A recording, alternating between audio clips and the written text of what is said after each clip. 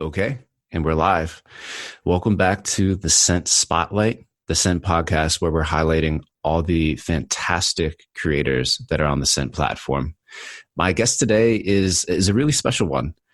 Their work really caught my eye beginning a couple weeks ago. I know they had joined the platform maybe last year, but their work as a crypto artist and a very, very unique crypto artist just began a couple weeks ago. I actually had never come across this category of art before, but this artist is a lens-based artist. You probably saw their stuff if you're on Scent over the past couple of weeks, but I'm really, really happy to be speaking with your Ben today. Welcome to the show, Ben. Oh, thanks for having me, Matthew. It's a pleasure to be here. Yeah. And then, I asked this question to everyone to start every conversation off, but could you introduce yourself to the Scent audience? Yeah, sure. So my name is Ben Harrier and I'm from Nottingham, a lens-based artist. I graduated from Nottingham Trent around 2006, doing audiovisual production. So mainly photography, video, working with clients, doing sort of film, documentary films, portrait photography, that sort of thing. And then now I've tried to use a lot of those technical skills to produce more conceptual art. So yeah, and I found out about crypto in around 2017.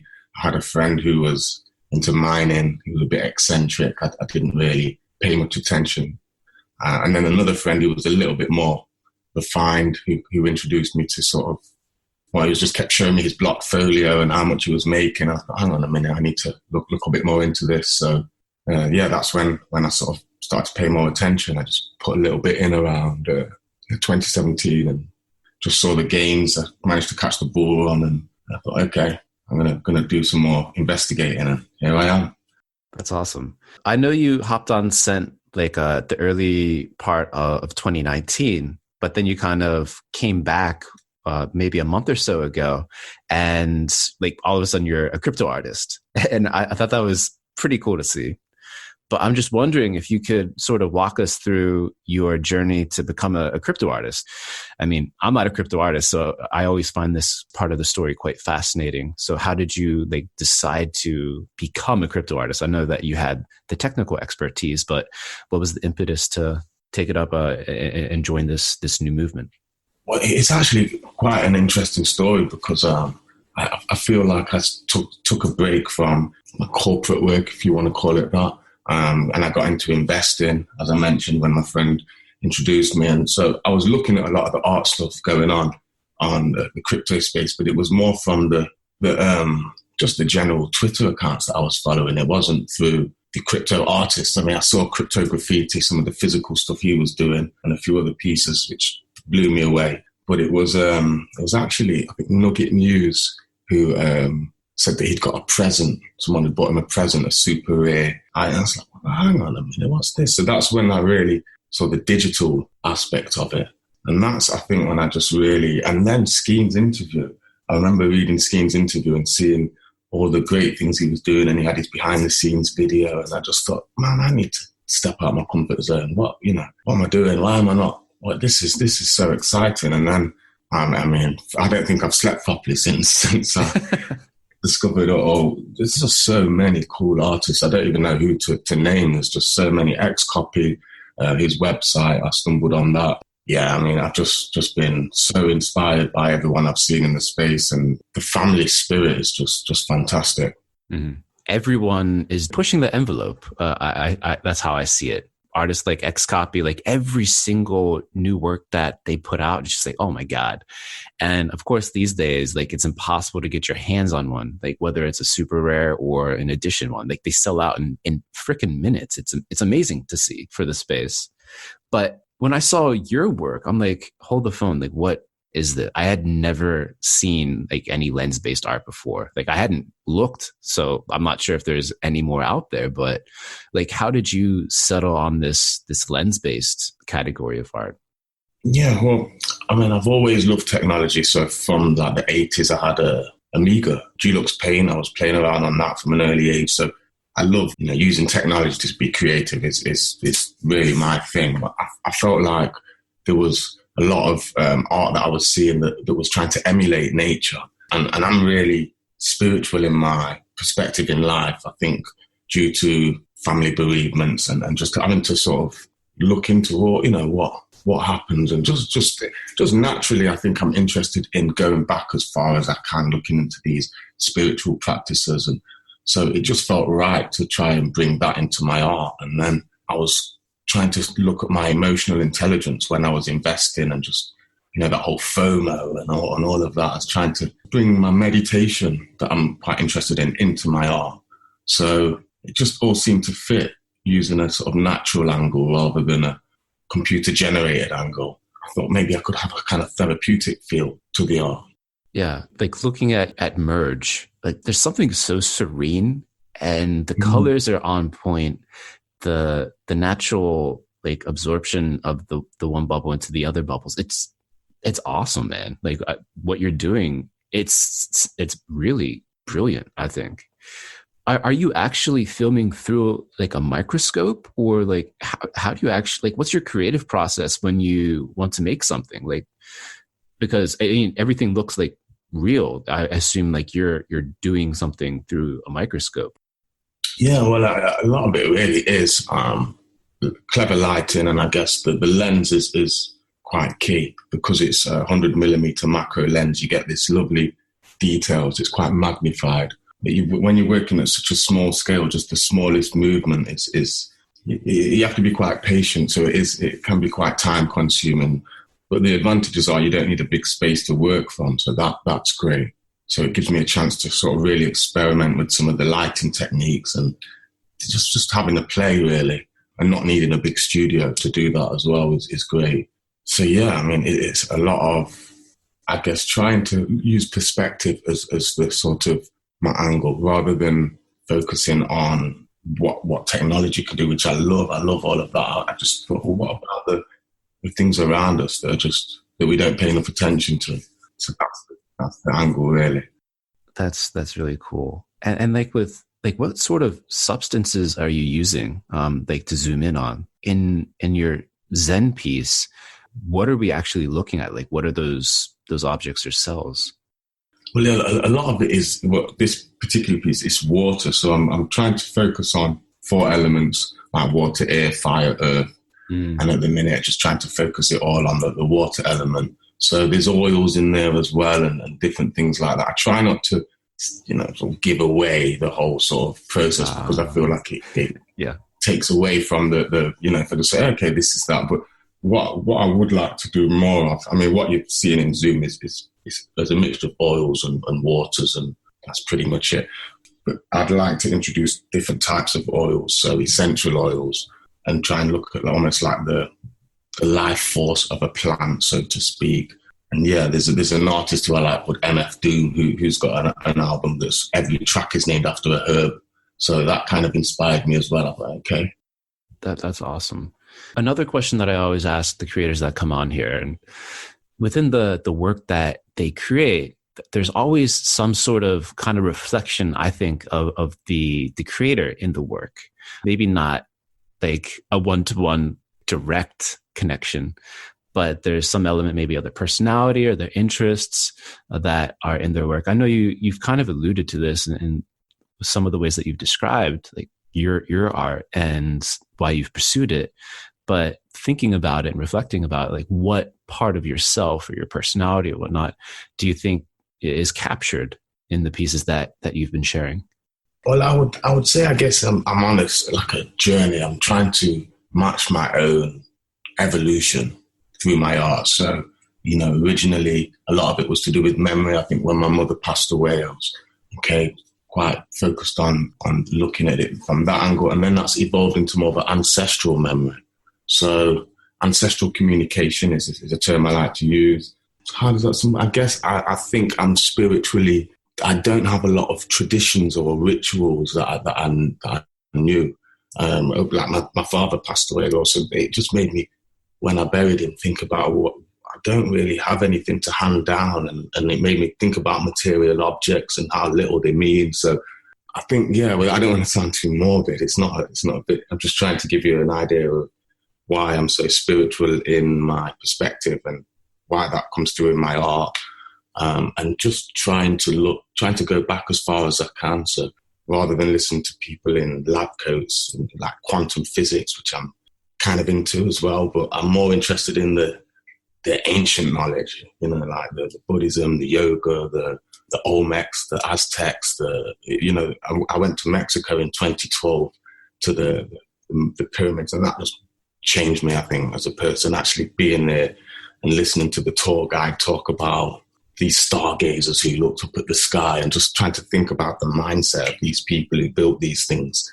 Yeah, that's definitely something I'm really interested in. And that's, I think, what I pictured building something like that in the crypto voxel space, like these, paying homage to my ancestors on the blockchain type thing. You definitely feel something when you're looking at your work. And I mean, again, looking at the name of some of your pieces, that spiritual aspect, of course, after hearing you talk about that, of course. But I'm kind of curious because I'm over here in Asia, and I've done some reading into, especially like the Zen sect of Buddhism. But what about Zen or Buddhism in particular has kind of captivated you, or has impressed you, or is something that's important to you? That's a really good question, because I spent a lot of time in Jamaica, and I spent a lot of time with the Rasta community, and that, well, not a lot of time, but I'm heavily influenced, I guess you could say. And I love all of that.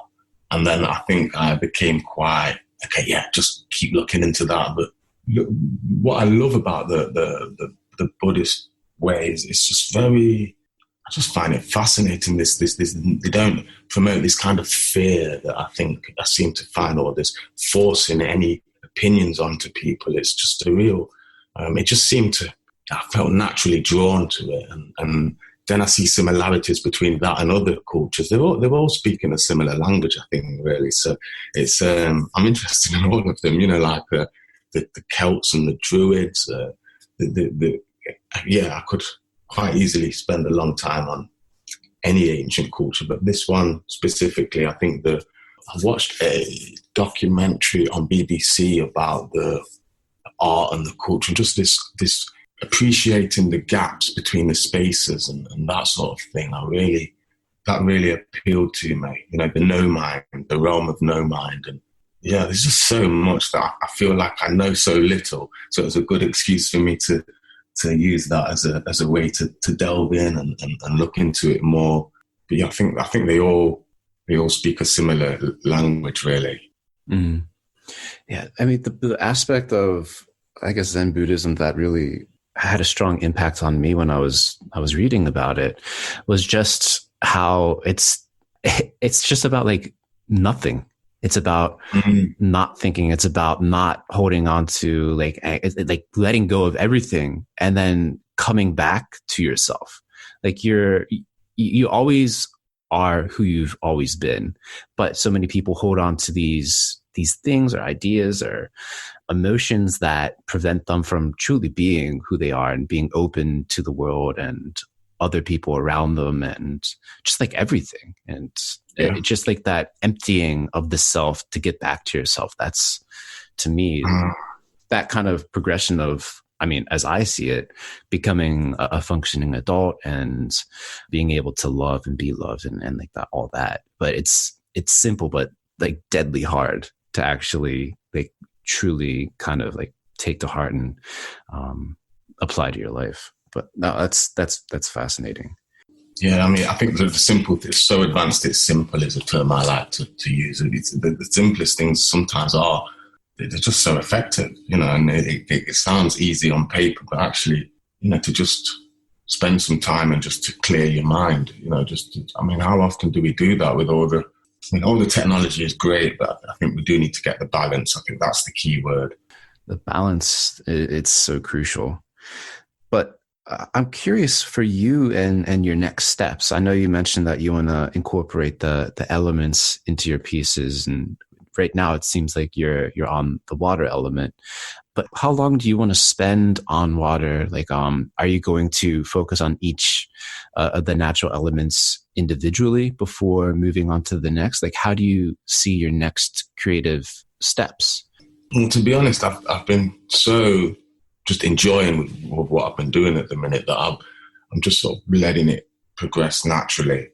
The different elements, I'm thinking, I'm going away to Jamaica in about 3 weeks. So, I'm going to just see where that takes me. That might just inspire me to do some work around being out there. But once I come back, I think I'd like to just continue with, there's a few, like I said, the essential oils, there's a few areas I'd like to explore with that. But I almost don't want to say, okay, yeah, I'm going to do just water. I think I'd like to feel free to experiment a bit.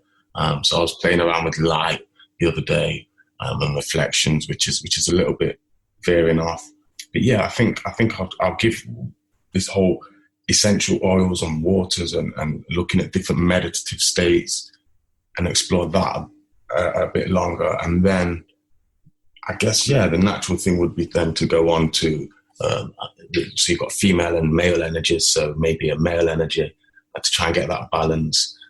I really feel like I haven't got a home for the work. So I think, yeah, I'm thinking I want to make art, and I'm like, but I want a gallery as well, and what's going on there? So I'm a little bit, I know I need to maybe chill a bit and just, yeah. I mean, I've only just created my avatar. He's got no clothing, and it all feels like I'm trying to do everything at the same time. So maybe I need to just slow down a little bit and enjoy the space. Let it breathe a bit, perhaps.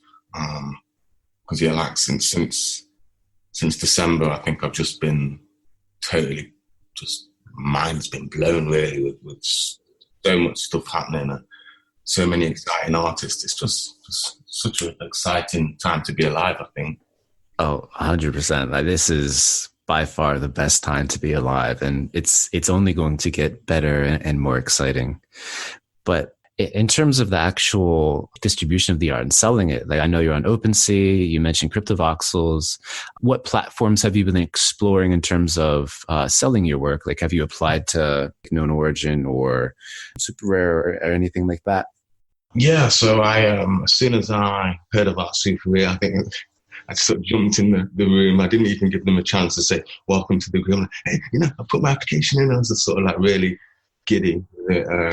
And I didn't even get a response from Known Origin, actually, which they kind of said in the group that we're a bit, we take a while. Super Rare said not on this occasion, which felt like a punch in the stomach at the time.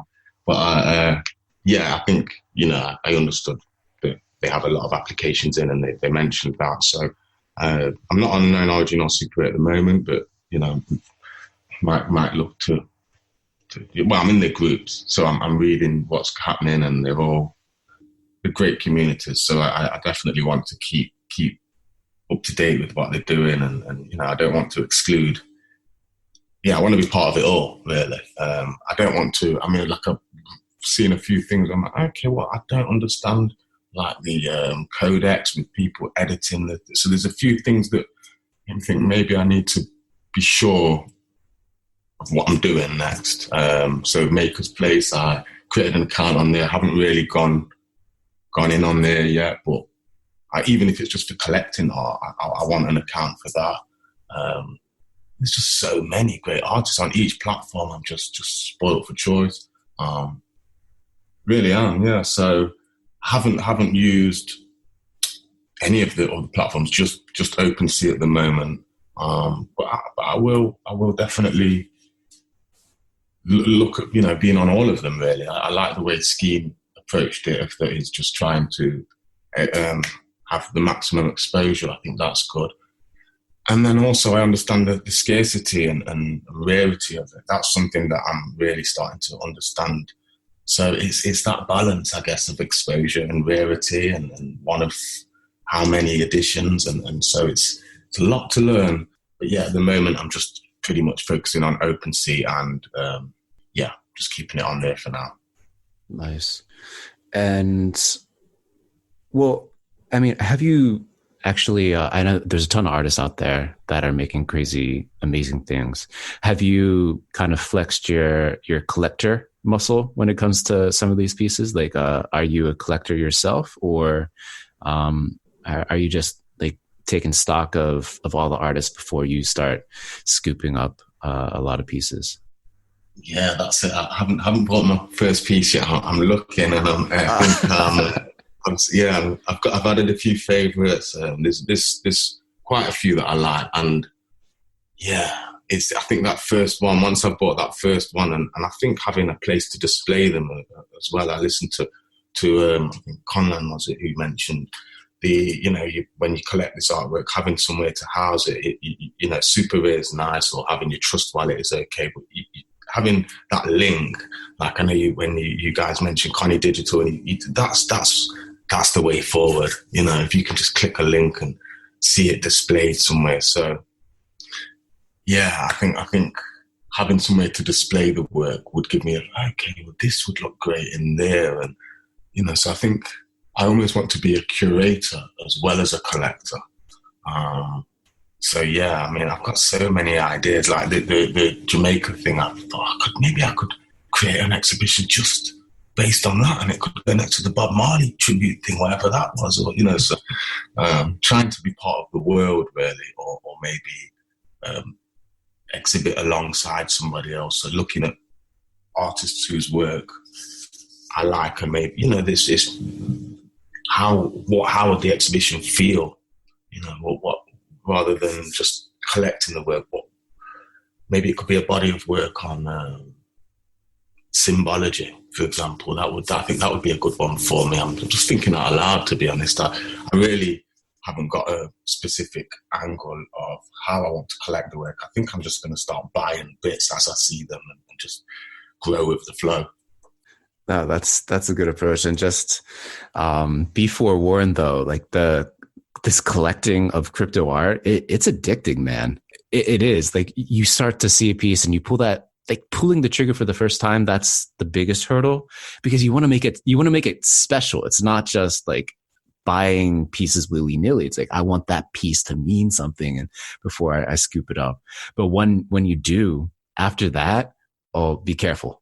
Like every other serious collector I've spoken with as well, I mean, it's a point I've never really heard often, just because, I mean, the traditional art world is pretty much so far removed from most people. But now that we have these crypto art marketplaces, I guess the equivalent of like the bar for like people who are addicted to collecting art.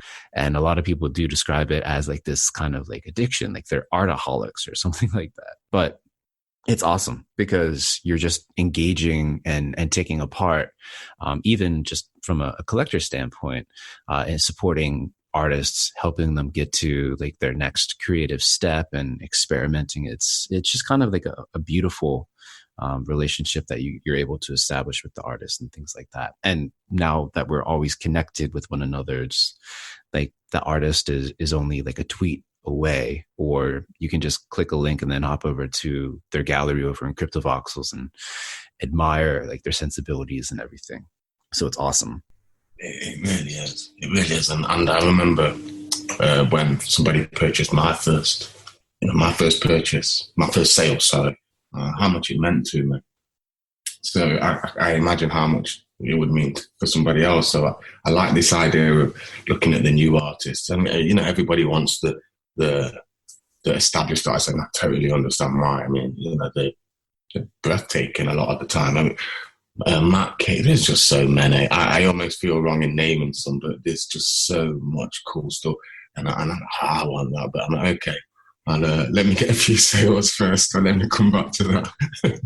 But yeah, some of the lesser known artists, or some of the new artists who are coming onto the space, I'd like to keep an eye on them and maybe get their first piece. And that's really exciting, because it wasn't that long ago that was me, and I know how that felt for me. It's like fuel.